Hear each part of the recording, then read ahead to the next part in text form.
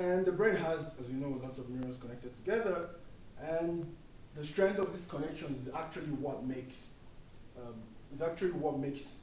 the brain able to learn. So really, the information is in connection. So neural networks are referred to as a connectionist approach to learning. I guess that's the whole foundations of the research area. And the strength of these connections represent long-term knowledge. And one hypothesis is that all the significant mental, that's the hypothesis of neural networks, that all the significant mental algorithms are learned except for the learning itself and the machinery itself.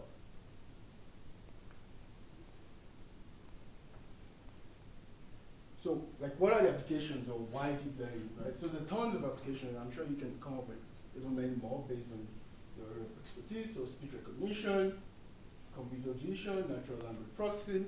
All of these are areas that deep learning is well suited for. And just to give you a sort of like a view as to like why is this area so important? Well, it turns out that there's this set of data sets. You have millions of images, like 14 million images or something, and as human beings, we can look at an image and be able to tell, okay, that's the image of a dog, or that's the image of an aeroplane or something. But for a computer, this is really hard, right? So typical computer vision techniques, as of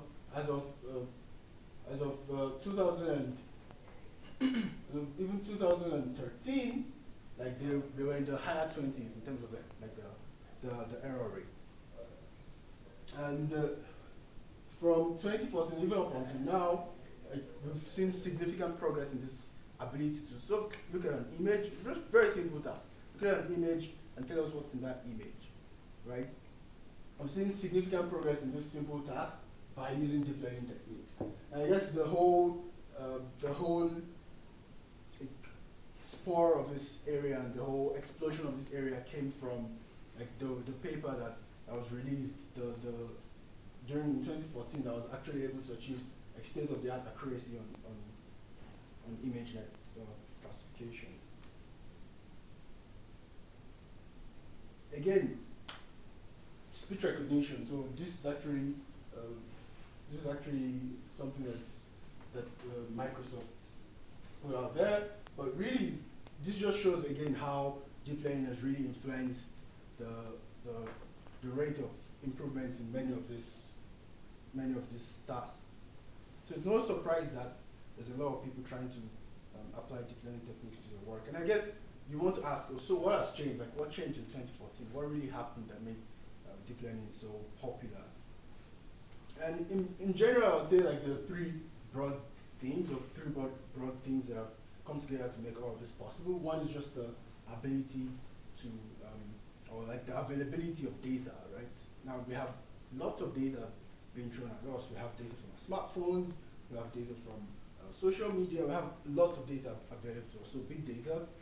And because deep learning excels where there's a lot of data, well, there's a research area which is trying to make deep learning to work even when you don't have a lot of data, but because it really excels when you have lots of data, it's well suited to problems where there's lots of data, there's computation as well, so GPUs.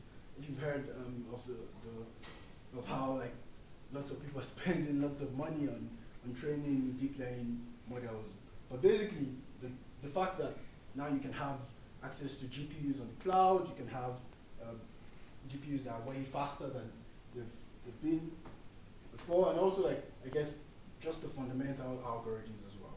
But to be honest, like many of the to train a very good neural network today, if you really look under the hood, like 90-something% of the techniques that are being used, these techniques were invented in like the 70s or like 80s, like stochastic gradient descent. They're not really like groundbreaking. Yes, there's some groundbreaking stuff, but really they're not that great.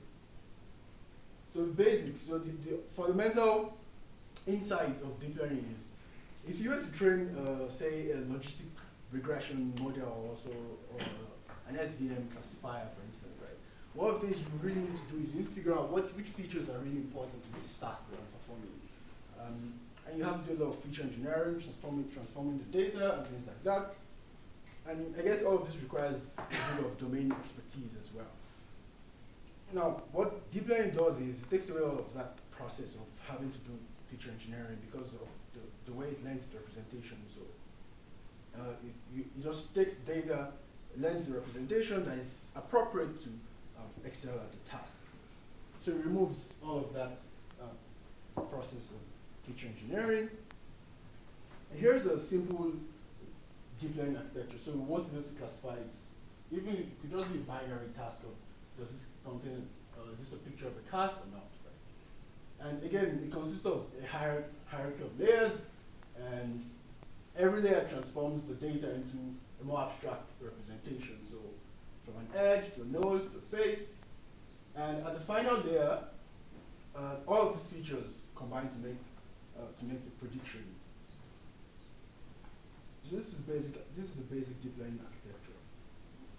And for every layer, so in this case, this is actually a convolutional neural network, which I'll talk about later. But you can sort of like visualize, you can look at the activations from each of the nodes and visualize what's this neural network actually learning. And you can even see visually what you're learning. So if you pick, if you look at the layers and visualize the activation from every node, you can see the hierarchy. So from edges to nose to a face.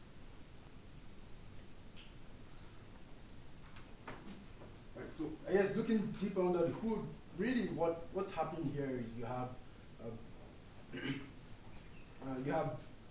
an input layer, you have a series of hidden layers.